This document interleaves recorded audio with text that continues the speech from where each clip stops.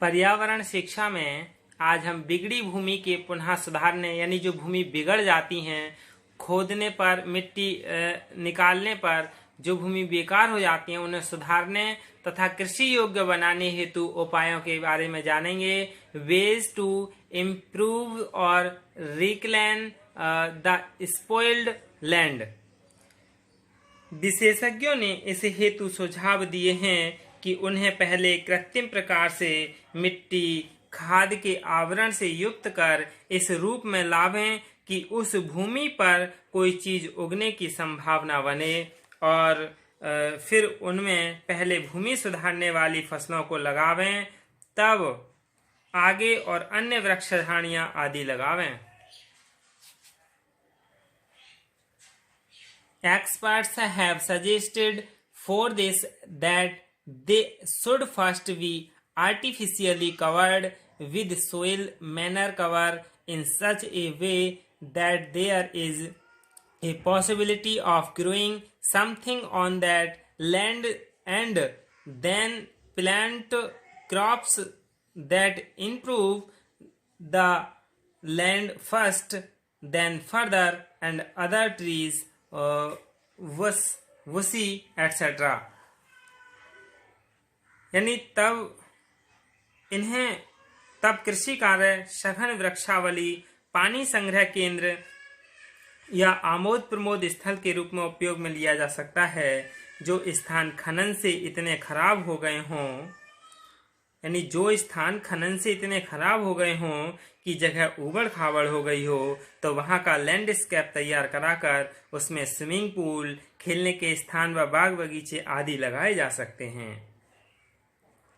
Places that have become so bad due to mining that their places have become swampy, then the landscape can be preferred by putting swimming pools, play areas and gardens etc.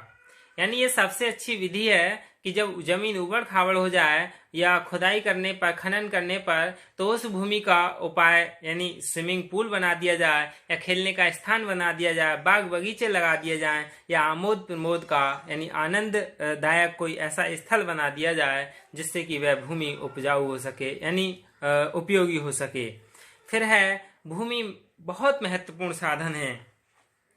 यानी एक बात की ओर ध्यान दिया जा सकता है कि आज जब भी कोई विशेष आवास, बांध, स्टेडियम अथवा मनोरंजन स्थल के यानी रिक्रिएशन प्लेस के निर्माण की बात हुई या नई नई कॉलोनियों के विकास की योजना बनी, तब आवश्यकता के अनुसार कहीं से भी भूमि का आवंटन सुविधा की दृष्टि से कर लिया जाता है, क्योंकि इस खराब भूमि को उस कार्य हेतु उपयोग में लावें जिससे दोनों ही समस्याओं का समाधान यह एक साथ संभव है। भूमि बहुत महत्वपूर्ण साधन है। इसके उचित उपयोग से हम आर्थिक रूप से संपन्न भी हो सकते हैं और विपरीत में असह्य स्थिति में भी आ सकते हैं।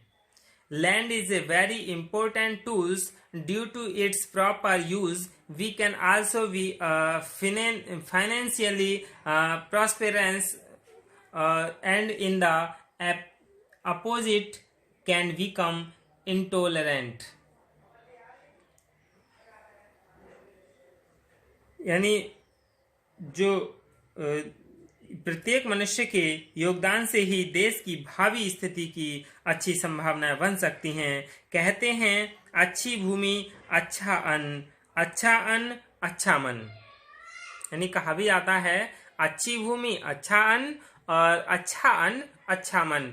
यानी अच्छी भूमि होगी तो अन्न भी कैसा होगा, अच्छा उत्पन्न होगा, और अच्छा अन्न होगा तो अच्छा अन्न खाने के बाद मनुष्य का मन भी क्या होगा, अच्छा होगा। इसके बाद मृदा प्रदूषण को रोकने के उपाय जान लेते हैं कि मृदा प्रदूषण को रोकने के क्या उपाय हैं। सबसे पहले है फसलों पर छिड़कने वाली विषैली रासायनिक दवाओं का प्रयोग प्रतिबंधित होना चाहिए। Use of toxic chemical drugs spread on crops should be banned. रासायनिक उर्वरक के बजाय परंपरागत खाद का प्रयोग करना चाहिए। गांवों, नगरों एवं महानगरों से निकलने वाले अपशिष्टों को उचित जगह एकत्रित करना चाहिए और उसका चक्रीकरण कर पुनः उसका उपयोग करना चाहिए। खेतों में सिंचाई के बाद पानी के निकास की उचित व्यवस्था होनी चाहिए। There should be proper arrangement for drainage of water after irrigation in the fields. वनों के विनाश पर प्रतिबंध लगाना चाहिए तथा वृक्षारोपण को प्रोत्साहित किया जाना चाहिए, जिससे भूक्षरण घटे और मिट्टी निर्माण प्रक्रिया में बाधा नहीं आए। इसके लिए विभिन्न प्रकार के संचार माध्यमों द्वारा प्रचार प्रसार किया जाना चाहिए। फिर है प्रदूषित जल बहाव भूमि पर नहीं हो, ऐसी व्यवस्था होनी चाहिए। यानी there should be such a system, there should be such a system that the effluent water does not flow on the land.